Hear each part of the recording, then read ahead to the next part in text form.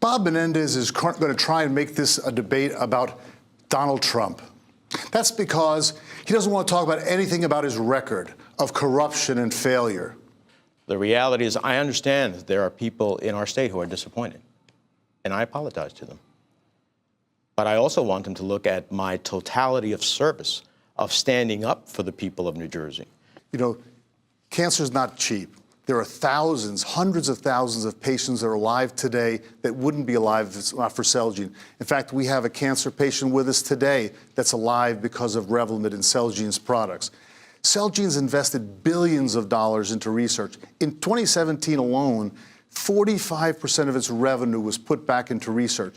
Over all the years, more than double the rate of the industry average. The company walked the walk, did the right thing for patients of today and for tomorrow. Yeah, look, this is the example of greed. He raised the cost of that drug not once, not twice, but 3 times. He preyed upon the most vulnerable. Why? For profit. So, you know, who does that? Who does that? But that's in essence what happened here. And this is why there is such a disproportion between CEO pay and the average worker pay. That's why I offered legislation that is into law, where the Securities and Exchange Commission is supposed to talk about the ratio between CEOs and average workers so that we understand, is this really valuable in our society? I don't think when a CEO makes several hundred% more than the average worker, that with all due respect to the CEO, that necessarily that's the best way.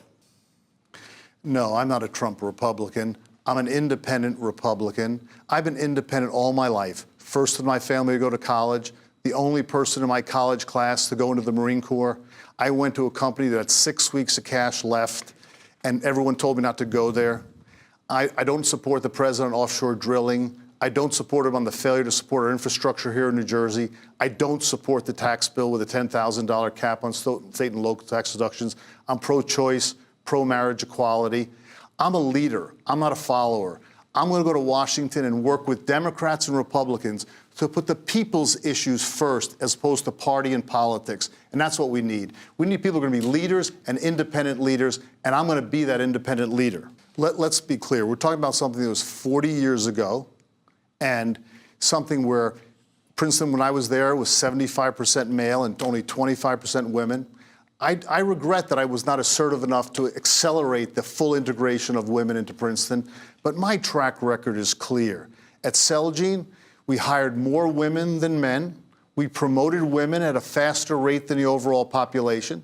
We promoted minorities at a faster rate than the overall population. My mother is 98 years old. She was the valedictorian of the class of 1937 of Toms River High School, but she didn't get to go to college because she was a girl. My wife is a leader on issues related to women and education and health care.